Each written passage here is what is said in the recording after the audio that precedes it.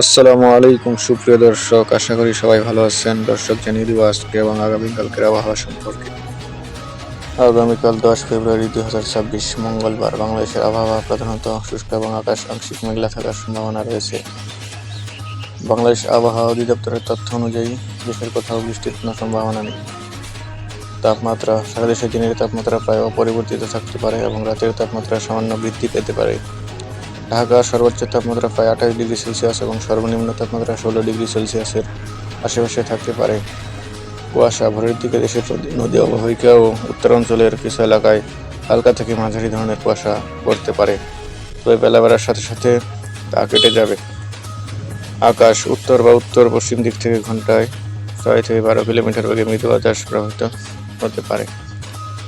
সামগ্রিকভাবে আবহাওয়া বেশ মনোরম ও আরামদায়ক থাকবে, তবে সকালে হালকা কুয়াশার কারণে যানবাহন চলাচলে কিছুটা সতর্কতা প্রয়োজন হতে পারে। আজ দেশের সর্বনিম্ন তাপমাত্রা রেকর্ড করা হয়েছে যশোর ও শ্রীমঙ্গলে 10 ডিগ্রি সেলসিয়াস। দর্শক, ভিডিওতে লাইক, কমেন্ট, শেয়ার করুন আর আবহাওয়ার আপডেট পেতে চ্যানেলটি সাবস্ক্রাইব করে পাশেই থাকুন। ধন্যবাদ।